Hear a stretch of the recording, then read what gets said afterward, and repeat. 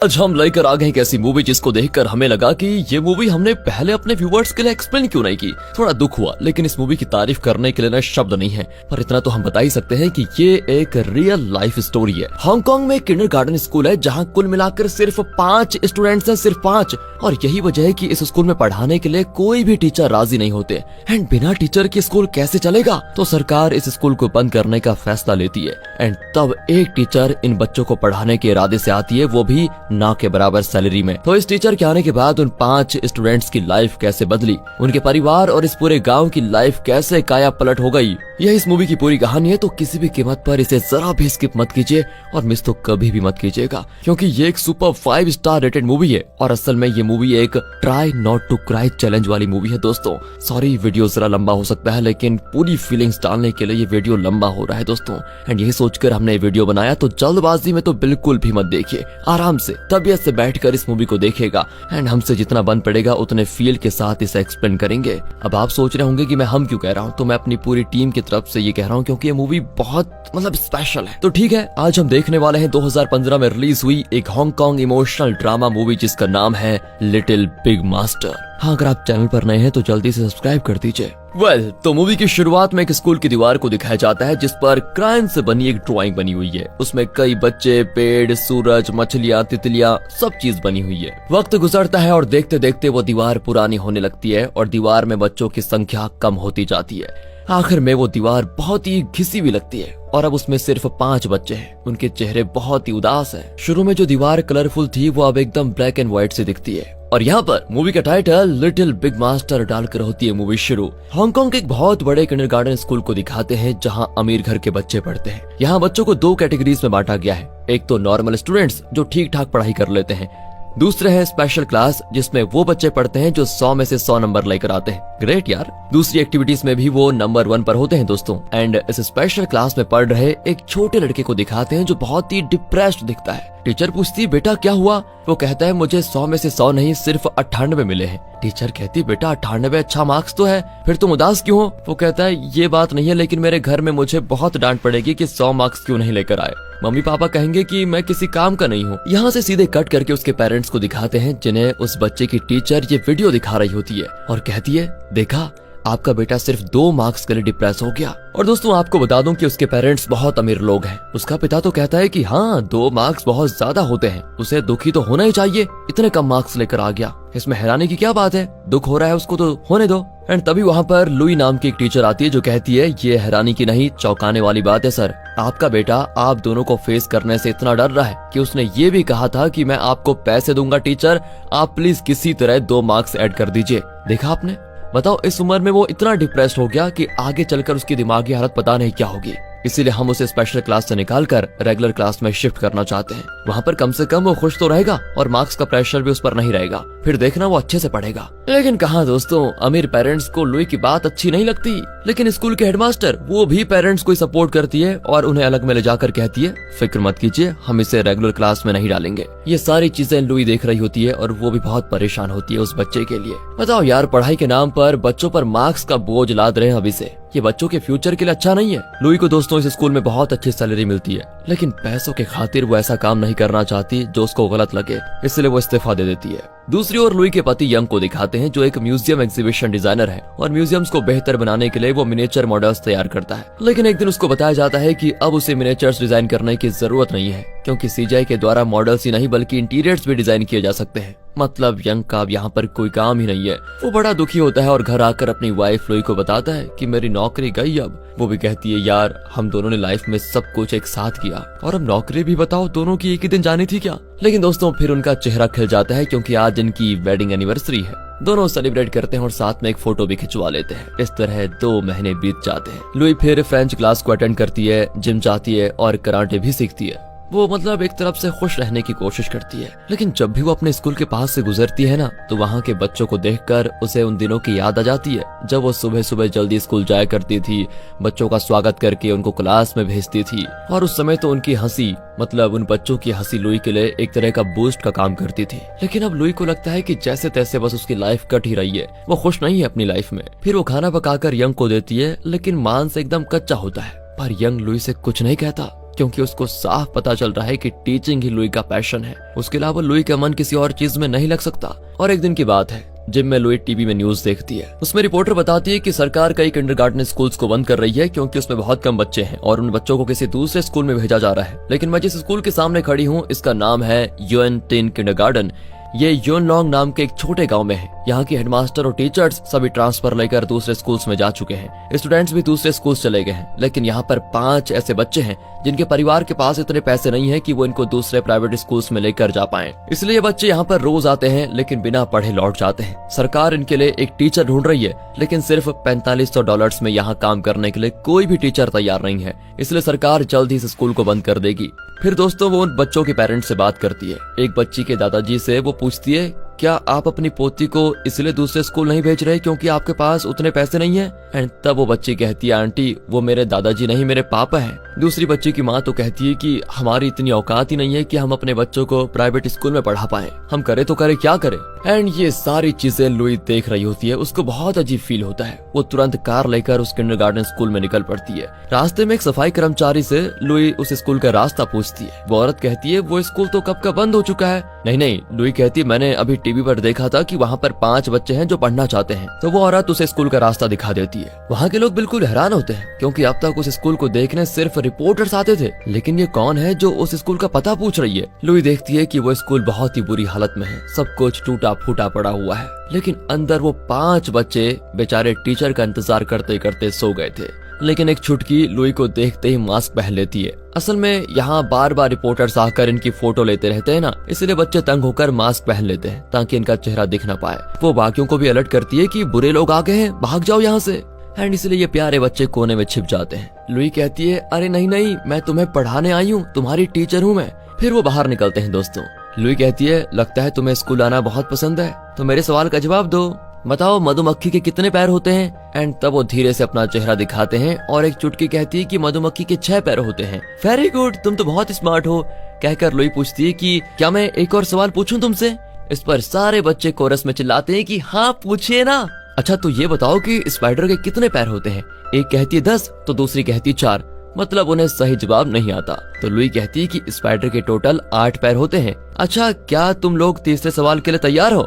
इस पर तो सारी लड़कियां झूमकर बाहर आ जाती हैं कि हाँ प्लीज पूछिए टीचर। लेकिन अचानक बादल गरजने लगते हैं तो चूचू नाम की एक चुटकी अपने कान बंद करके रोती है कि मॉन्स्टर आ रहा है, प्लीज हमको बचाइए। तब बाकी लड़कियां उसे समझाती हैं कि अरे यहाँ पर कोई मॉन्स्टर नहीं है। इतने में एक औरत लुई को वहाँ से जाने के लिए कह देती है क्योंकि वो लुई को रिपोर्टर समझती है। लुई भी घर आ जाती है और आज यंग देखता है कि मांस तो बहुत बढ़िया पका हुआ है। वो पूछता है, क्यों लुई, लगता है आज तुम बहुत ही खुश हो। तब लुई उसको एक न्यूज़पेपर दिखाती है जिसमें उस किंडरगार्टन स्कूल के बारे में लिखा है। वो कहती है, तुम्हें पता है वहाँ पर 5 छोटी लड़कियां हैं जो पढ़ना चाहती है, लेकिन उन्हें पढ़ाने के लिए कोई टीचर ही नहीं है। मैं उनसे मिलकर ही आ रही हूँ अभी, और मुझे लगता है कि मुझे उनकी टीचर बनकर उन्हें पढ़ाना चाहिए। तुम्हें क्या लगता है? मतलब यंग कहता है, यार तुम्हें जो ठीक लगे तुम वही करो, और मैं वैसे भी हमेशा तुम्हारा साथ ही दूंगा। मुझसे जो बन पड़ेगा मैं तुम्हारे लिए करूंगा, और उन बच्चों के लिए भी हम जो कर सकते हैं करेंगे। अगले ही दिन लुई उस गाँव के VAO से मिलती है। लुई का वर्क एक्सपीरियंस देखकर वो दंग रह जाता है और पूछता है कि आपको उस स्कूल में 1 लाख सैलरी मिल रही थी और यहाँ सिर्फ आपको 4500 में, मतलब कैसे काम करेंगी आप? लुई कहती है, देखिए सर, मेरे लिए 4500 काफी है, मुझे बस उन लड़कियों को पढ़ाना है। वैसे और ज्यादा बच्चों को यहाँ पर दाखिल क्यों नहीं करवाते आप? टीचर, कोशिश तो हम कर ही रहे हैं, लेकिन यहाँ पर कोई आना नहीं चाहता। खैर आप आई हैं तो शायद इस बहाने और भी बच्चे आ जाएं। तो दोस्तों अगले दिन यंग और लुई मिलकर उस स्कूल को पूरी तरह साफ करते हैं। यंग AC ऑन करता है तो उसमें से धूल निकलता है। साफ सफाई करके लुई स्कूल के बाहर बच्चों का स्वागत करने के लिए खड़ी होती है। वहाँ चाय की दुकान में कुछ आदमी बैठे होते हैं। ये कहता है कि अबे ये स्कूल की नई टीचर है क्या? सुना है शहर में बड़े स्कूल में पढ़ाती है, 1 लाख सैलरी थी इसकी, अब 1 लाख छोड़कर यहाँ पर क्यों आई होगी? मतलब दोस्तों ऐसी बातें कर रहे होते हैं वो। यहाँ टीवी रिपोर्टर आते हैं। तभी दूसरा कहता है कि हाँ हो सकता है यहाँ पर टीवी रिपोर्टर्स आते हैं, शायद ये उनके सामने ये बताना चाहती है कि देखो मैं कितनी महान हूँ, इतना बड़ा स्कूल और अच्छी सैलरी छोड़कर इस गांव में सेवा करने के लिए आ गई हूँ। इस तरह वो कई बातें करते हैं। तभी एक बड़ी कार में गांव का चेयरमैन आता है और कहता है कि देखो मैडम, ये स्कूल वैसे भी 1 साल में बंद हो जाएगा। इन 5 स्टूडेंट्स के लिए अपना टाइम और फ्यूचर बर्बाद मत करो, शहर लौट जाओ। लेकिन लुई उसकी बात पर बिल्कुल ध्यान नहीं देती। तभी वहाँ एक बच्ची अपने पापा के साथ आती है जो एक गाड़ी में कबाड़ वगैरह लेकर आते हैं। लुई उनसे कहती है, मैं इस स्कूल की नई टीचर हूँ। एंड तब वो आदमी अपनी बेटी से कहता है कि बेटी, टीचर जो भी कहे उसे ध्यान से सुनना और उनकी बात ही मानना। ओके कहकर वो बच्ची लुई के पास खड़ी हो जाती है और उसके पापा अपना काम करने चले जाते हैं। फिर एक औरत एक बच्ची को साइकिल में लाकर छोड़ती है और तुरंत निकल जाती है। वो इस बच्ची की आंटी है वैसे। लुई कहती है, सुनिए मैडम, मैं इस स्कूल की नई टीचर हूँ। पर वो कहती है, सॉरी टीचर, मुझे जल्दी जाकर रेस्टोरेंट में बर्तन धोने, वरना मुझे वो लोग पगार नहीं देंगे। थोड़ी देर में एक और औरत अपनी बेटी को लेकर आती है तो लुई उनको भी अपना इंट्रोडक्शन देती है। वो भी कह देती है कि आपसे मिलकर खुशी हुई टीचर। सुन बेटा, टीचर की बात मानना और अच्छे से पढ़ना, ओके। ये कहकर वो चली जाती है। 3 स्टूडेंट्स तो आ गई हैं, बाकी बची 2 जो ट्विंस हैं। तभी एक औरत टैक्सी में अपनी 2 बेटियों को वहाँ पर लेकर आती है। टैक्सी ड्राइवर पैसे मांगता है तो वो कहती है कि अरे पैसे क्यों, हम तो वैसे भी इस रास्ते से जाने वाले थे, तो चढ़ गए तो पैसे मांगने का क्या मतलब। अरे वो कहता है कि अच्छा, तो क्या मैं मुफ्त में तुमको लेकर जाऊंगा, चुपचाप पैसे निकालो। फिर वो पैसे लेकर चले जाता है। अब लुई उस औरत को बताती है कि मेरा नाम लुई है और मैं यहाँ पर नई टीचर हूँ। वो औरत बड़ी खुश होती है क्योंकि इतने दिन ये स्कूल बिना टीचर के था, लेकिन अब इनके लिए टीचर आ गए हैं। लेकिन वहाँ की सफाई कर्मचारी कहती है कि ये टीचर, अरे ये तो यहाँ पर 10 दिन भी नहीं टिकेगी। मतलब दोस्तों, यहाँ पर कोई टीचर को सपोर्ट नहीं करता, कोई उस पर विश्वास नहीं करता। लेकिन लुई वो मतलब इन सब से बिल्कुल अलग है। उसे इन सारी चीजों से कोई परेशानी नहीं होती और अपनी क्लास वो शुरू करती है। 5 स्टूडेंट्स लुई के सामने मास्क पहनकर बैठी होती हैं। लुई कहती है, एक बात बताओ, मैं मास्क के साथ अच्छी लगूंगी या मास्क उतार कर अच्छी लगूंगी। वो कहती है कि टीचर आप तो मास्क उतार दीजिए, तभी अच्छी लगेंगी आप। तो लुई कहती है कि अगर मैं मास्क निकाल कर अच्छी लगूंगी तो तुम भी तो मास्क निकाल कर अच्छे लगोगे, तो तुम लोगों ने पहन क्यों रखा है मास्क, उतार दो बेटा। तब एक लड़की कहती है, पापा ने कहा है कि टीवी वाले लोग यहाँ पर आते रहते हैं और अगर हम मास्क नहीं पहनेंगे तो हमारा चेहरा टीवी पर दिखेगा और सब हमको गरीब बच्चे कहेंगे, और अगर सरकार को पता चल गया कि हम गरीब हैं तो वो हमारे लिए कुछ नहीं करेंगे और मेरा फिर कोई फ्यूचर नहीं होगा। इसलिए पापा ने मास्क उतारने से बिल्कुल मना किया है। इस पर लुई कहती है कि मुझे भी सबने यही कहा था कि सिर्फ 5 बच्चों के स्कूल में क्यों नौकरी करना चाहती हो, जो जल्द ही बंद होने वाला है वैसे भी। लेकिन बच्चों, वो लोग नहीं जानते कि इस स्कूल में 5 प्यारी सी बच्चियां हैं, पर उन 5 के खूबसूरत चेहरे मैं देख नहीं पाऊंगी क्योंकि उन्होंने मास्क पहन के रखा हुआ है। अब मैं, देखो एक बात सुनो, मैं जिसका भी नाम लूंगी उसको मास्क उतार कर प्रेजेंट टीचर कहना होगा। लुई फिर दोस्तों हुसासू करके एक नाम लेती है तो एक लड़की उठकर अपना मास्क उतार कर प्रेजेंट टीचर कहती है। इस बच्चे के पापा ही वो बुजुर्ग आदमी थे जो कबाड़ इकट्ठा करके उसको बेचते हैं। लुई कहती है किटी, तो दूसरी लड़की उठकर अपना मास्क उतारती है और प्रेजेंट टीचर कहती है। जेनी, ये नाम सुनकर तीसरी लड़की अपना मास्क उतार कर प्रेजेंट कहती है। किटी और जेनी ट्विंस है। नेक्स्ट है चूचू, ये नाम सुनकर चौथी बच्ची मास्क उतार कर प्रेजेंट टीचर कहती है। असल में चूचू की आंटी उसकी गार्डियन है जो रेस्टोरेंट में बर्तन धोती है। फिर लुई लुका करके पुकारती है तो 5वीं स्टूडेंट्स उठकर मास्क उतारती है और प्रेजेंट टीचर कहती है। अब दोस्तों उस एरिया के लोग छुपकर देखते हैं कि लुई किस तरह बच्चों को बढ़ा रही है, लेकिन लुई उनकी बिल्कुल परवाह नहीं करती, बिल्कुल भी। और स्टूडेंट से पूछती है कि बच्चों एक बात बताओ, तुम किस बात से सबसे ज्यादा खुश हो और किस बात से सबसे ज्यादा दुखी, जरा बताओ मुझे। तब हुसासू कहती है कि टीचर, मुझे तो इस बात की खुशी है कि कबाड़ का बिजनेस करके मेरे पापा को एक्स्ट्रा पैसे मिलते हैं, और मुझे दुख है कि मैं अपनी माँ को बहुत मिस करती हूँ और वो सिर्फ कभी कभी मुझसे मिलने आती है। फिर किटी और जेनी खड़ी होती है। किटी कहती है कि हम रोज टैक्सी में स्कूल आते हैं, ये खुशी की बात है, और दुख की बात यह है कि जेनी हमेशा मेरी नकल करती रहती है। तब जेनी कहती है कि रोज टैक्सी में आने से मुझे खुशी मिलती है, और दुख की बात यह है कि किटी हमेशा मुझे डांटती रहती है। लुका की बारी आती है पर वो कुछ नहीं कहती, उसके शूज बहुत गंदे होते हैं। लुई कहती है कुछ तो बोलो बेटा, पर लुका कहती है मैं नहीं जानती कि मुझे क्या कहना है। फिर चूचू की बारी आती है तो वो कहती है मेरी आंटी मेरे लिए केक लेकर आती है, ये खुशी की बात है। और दुख की बात यह है कि मुझे मॉन्स्टर से डर लगता है जो बादल गरजने पर आता है, पता है वो इंसानों को खाता है। अब शाम को दिखाते हैं तो 3 बच्चों के पेरेंट्स आते हैं, सिर्फ जेनी और किटी की माँ नहीं आती। लुई चूचू की आंटी से कुछ जरूरी बात करना चाहती है, लेकिन आंटी कहती है मेरे पास तो टाइम नहीं है टीचर, इसे घर छोड़कर मुझे जल्दी से वापस रेस्टोरेंट जाना है बर्तन धोने। लुई कहती है प्लीज बस 2 मिनट लगेंगे, कहकर वो चूचू को खेलने के लिए भेज देती है। और आंटी से पूछती है कि चूचू बादल के गरजने से इतना क्यों डरती है, बताओ, वो बादल गरजने को मॉन्स्टर क्यों कहती है, कुछ बताओ इसके बारे में। अब आंटी चूचू को एक नजर देखकर लुई को बताती है चूचू का पिता मेरा भाई था, कुछ महीने पहले एक एक्सीडेंट में चूचू के पेरेंट्स मारे गए। उस वक्त बिजली गिरी और बादल गरज रहे थे, तेज बारिश भी हो रही थी। उनके मरने के बाद सारे रिश्तेदार चूचू को ठुकारने लगे कि हम तुम्हारी देखभाल नहीं करेंगे। तब मैंने कहा कि मेरे भाई की बेटी को तुम लोगों की देखभाल की जरूरत नहीं है, मैं कुछ भी करके इस बच्ची को पाल लूंगी। तब से रेस्टोरेंट में बर्तन धोकर मैं अपनी चूचू को पाल रही हूँ। ये बच्ची घर की दीवार पर अपने माँ बाप की ड्राइंग बनाती है और पूछती है कि वो कब आएंगे। अब उसको मैं कैसे बताऊं टीचर कि तुम्हारे माँ बाप कभी लौट कर आएंगे ही नहीं, इसलिए मैंने कह दिया कि बादल गरजते हैं तो मॉन्स्टर्स आते हैं, वही तुम्हारे माँ और पापा को लेकर गए हैं। रेस्टोरेंट में दिन रात काम करके मैं अपना और अपनी चूचू का पेट पाल रही हूँ। मैं तो सिर्फ इतना चाहती हूँ कि मेरी चूचू अच्छे से पढ़े, तरक्की करे और उसको देखकर मैं हमेशा खुश रहूं। उसकी बातें दोस्तों लुई के दिल को छू जाती है। फिर आंटी चूचू को लेकर चले जाती है। बहुत देर बाद जेनी और किटी की माँ आती है और कहती है सॉरी टीचर, पैदल आने में देर हो गई। लुई पूछती है तो उस टैक्सी में क्यों नहीं आई तुम जिसमें सुबह इनको ड्रॉप करने आई थी। वो कहती है कि वो ड्राइवर कुछ ज्यादा ही बोल गया था टीचर, और ऊपर से बहुत ज्यादा पैसे मांग रहा था, इसलिए आज के बाद हम टैक्सी में कभी नहीं आएंगे। तब लुई कहती है अगर आपको एतराज न हो तो मैं आपको घर ड्रॉप कर सकती हूँ क्या? वैसे मेरे घर के रास्ते में ही आपका घर पड़ेगा। कहकर लुई दोनों बच्चों को और उनकी माँ को कार में लेकर जाती है। अब उनकी माँ कहती है कि कल से मेरी बेटियां स्कूल नहीं आ पाएंगी क्योंकि घर से स्कूल बहुत दूर है और रोज तो दोनों पैदल नहीं आ पाएंगी। ऊपर से मेरा पति कह रहा था कि लड़कियों को शिक्षा की क्या जरूरत है, उन्हें घर का काम सिखाओ बस। घर आते ही वो दोनों बच्चों से कहती हैं कि टीचर को आखिरी बार गुड बाय कह दो बेटा। दोनों बहुत ही उदास होकर लुई को गुड बाय कहकर चली जाती हैं। लेकिन लुई उनके पीछे जाकर देखती है तो पता चलता है कि स्कूल आते ही दोनों बच्चियां यूनिफॉर्म भी नहीं चेंज करती और अपने पेरेंट्स के काम में मदद करने लग जाती हैं। फिर लुई को देखते ही दोनों बड़ी खुश भी होती हैं। तब लुई उन दोनों को और उनके पेरेंट्स से कहती है कि कल से मैं इन दोनों की टैक्सी ड्राइवर हूँ, मैं इनको स्कूल लेकर जाऊंगी और वापस छोड़कर भी आऊंगी। उनकी माँ की खुशी का ठिकाना नहीं होता, लेकिन कहती है आपको बेकार में तकलीफ होगी टीचर।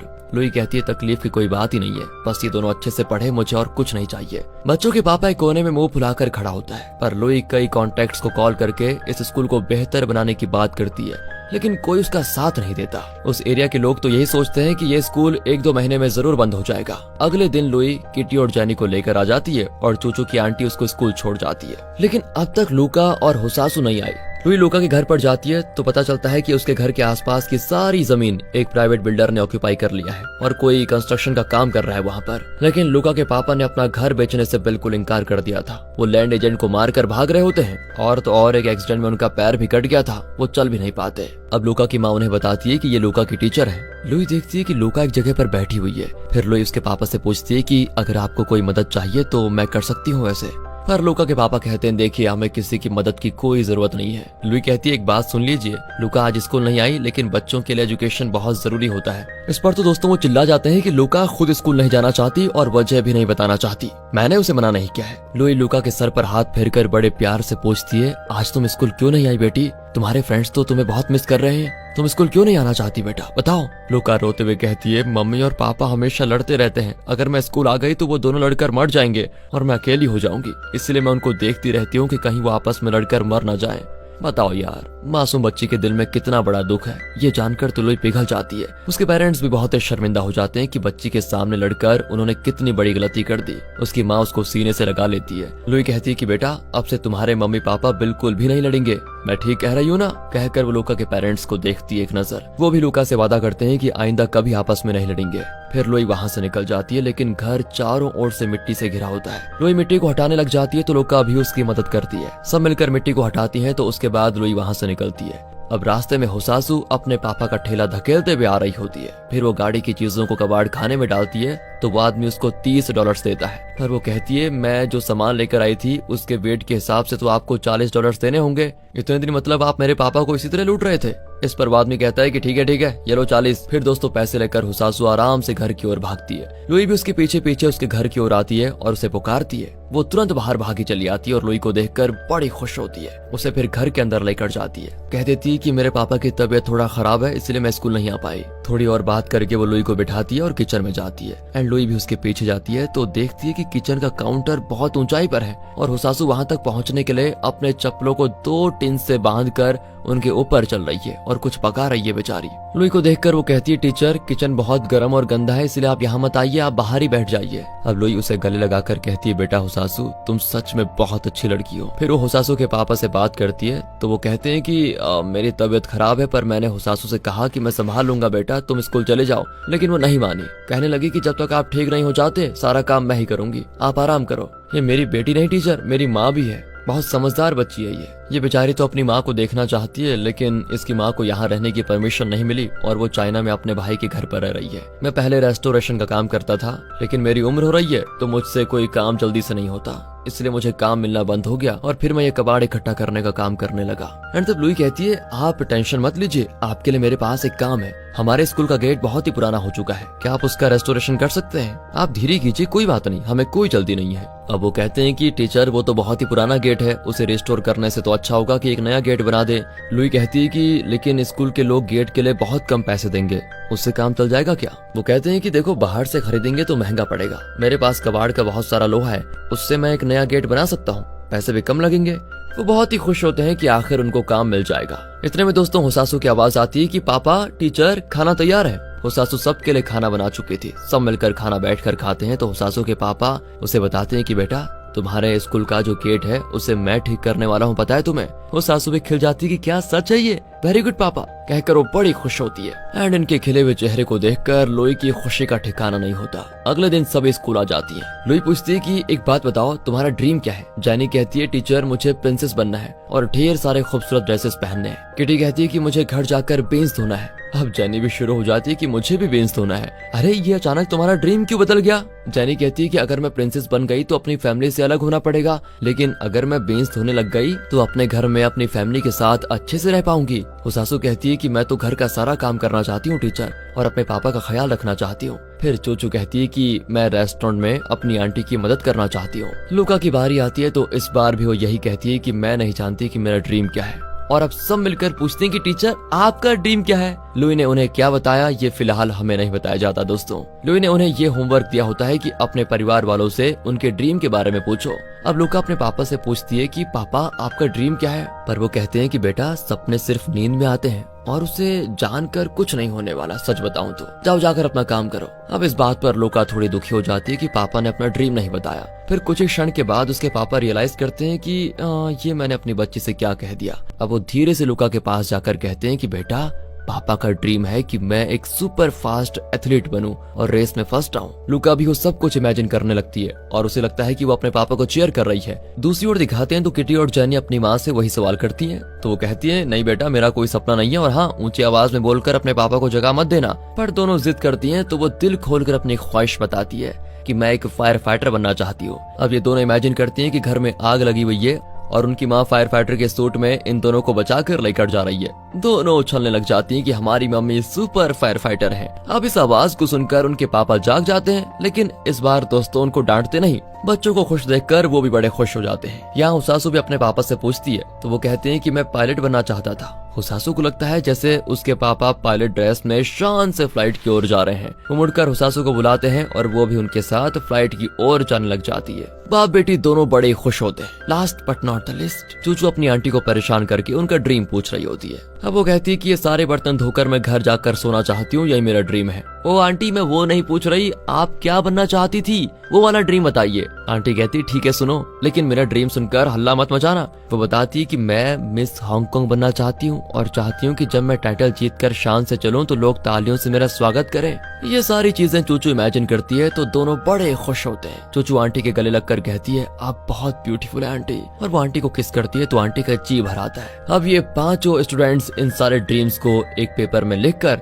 स्कूल में चिपकाती हैं। कुछ दिन बीत जाते हैं। एक दिन तेज बारिश हो रही होती है और बादल गरजते हैं। क्लास में किटी कहती है मुझे बाथरूम जाना है टीचर, एंड इस पर बाकी चारों भी हाथ उठा लेती हैं और हमें भी बाथरूम जाना है कहती है। लुई उनको बाथरूम लेकर जाती है, लेकिन बारिश के पानी से टॉयलेट भर चुका था और अंदर से गंदा पानी निकल रहा था। फिर वो उनको एक पास के पब्लिक टॉयलेट में लेकर जाती है, लेकिन रास्ते में बादल गरजते हैं तो चूचू को लगता है जैसे वो बादल नहीं मॉन्स्टर है, और वो डरकर एक जगह बैठकर रोने लगती है और लुई को बताती है कि वो मॉन्स्टर मेरे मम्मी पापा को पकड़ कर लेकर गया है टीचर। एंड तब लुई उसको सच बता देती है कि बेटा बादल मॉन्स्टर नहीं होते और ना ही वो तुम्हारे मम्मी पापा को लेकर गए हैं, तुम्हारे पेरेंट्स की तो एक्सीडेंट में डेथ हो गई है। और ये सुनकर चूचू रोने लग जाती है। तब लुई समझाती है कि जिस तरह तुम अपने पेरेंट्स को मिस करती हो ना, वो भी तुम्हें मिस करते होंगे पक्का, लेकिन वो तुमसे मिल नहीं सकते बेटा, इसलिए बारिश और बादल का रूप लेकर तुम्हें देखने आते हैं। इसीलिए तुम्हें बादलों से डरना नहीं चाहिए, बल्कि बारिश के पानी को छुओ और अपने मम्मी पापा से जो कहना चाहती है वो कह दो, क्योंकि ये जो बादल ये पानी है ना, ये तुम्हारी बात को तुम्हारे पेरेंट्स तक पहुंचाएंगे।